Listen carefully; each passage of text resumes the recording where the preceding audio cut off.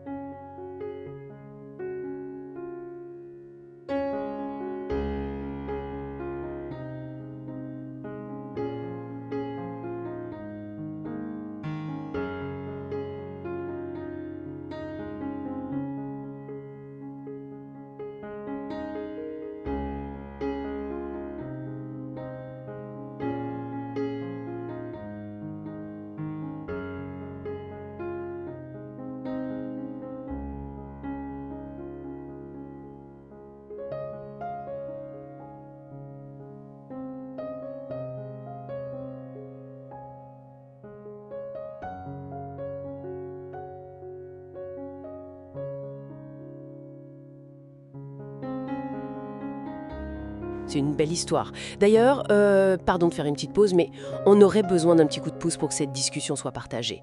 Si ce qu'on dit résonne, un petit j'aime, un partage ou s'abonner, ça aide vraiment. Et laisser un mot positif en commentaire, ça fait toujours du bien. Merci beaucoup. Revenons à cette idée de confiance active. Oui.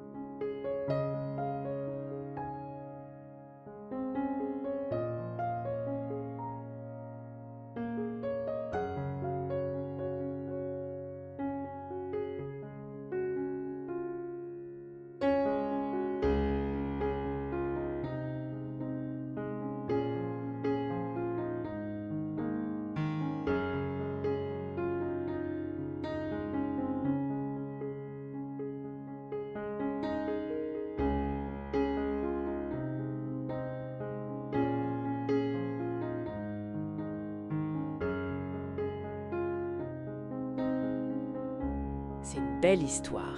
D'ailleurs, pardon de faire une petite pause, mais on aurait besoin d'un petit coup de pouce pour que cette discussion soit partagée. Si ce qu'on dit résonne, un petit j'aime, un partage ou s'abonner, ça aide vraiment. Et laisser un mot positif en commentaire, ça fait toujours du bien. Merci beaucoup. Revenons à cette idée de confiance active. Oui.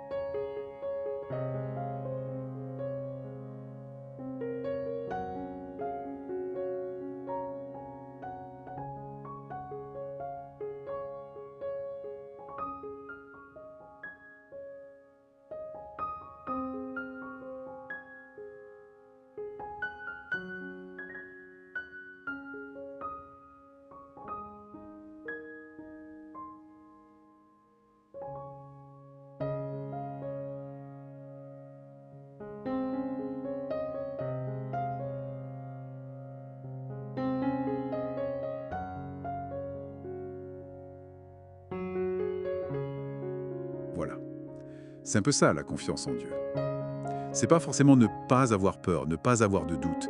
C'est choisir de faire confiance au spécialiste ultime, parce qu'on sait qu'il est fiable, et agir selon ce qu'il dit. Une autre image, c'est l'équilibriste sur un fil.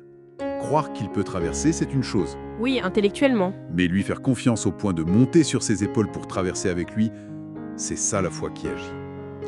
L'épître de Jacques le dit bien, même les démons croient que Dieu existe, mais ça ne change rien pour eux. La foi biblique, ça implique une confiance qui nous pousse à agir.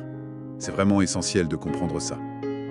Donc, si on traverse une période de doute, faut pas tout de suite se dire « Ah, je manque de foi, je suis nul spirituellement ». C'est humain en fait. On n'est pas seul dans ce doute. Absolument pas. Et ce qui est fou, c'est que Dieu n'a pas l'air d'avoir peur de nos questions, même les plus difficiles. Regarde les psaumes. C'est plein de cris, de doutes, de « Pourquoi Seigneur ?» C'est vrai. La foi authentique, ce n'est pas ne pas avoir de questions. C'est oser aller vers Dieu avec ses questions, tout en continuant à s'appuyer sur lui. Donc, si on résume, le doute, c'est pas forcément l'ennemi juré de la foi. Des figures bibliques majeures ont douté. Et la foi, elle se voit souvent non pas dans l'absence de doute, mais dans le choix de faire confiance et d'obéir, même au milieu des incertitudes. C'est tout à fait ça. La foi véritable, c'est peut-être juste ça, choisir de faire confiance aux spécialistes, même quand on ne comprend pas tout, même quand les questions restent. Dieu accueille celui qui le cherche honnêtement, même à travers le brouillard. Et pour finir, une petite pensée à emporter avec soi. Et si nos questions les plus profondes, nos doutes les plus sincères, c'étaient pas des signes de faiblesse, mais plutôt des invitations. Des invitations à développer une confiance encore plus mûre, plus solide en fait.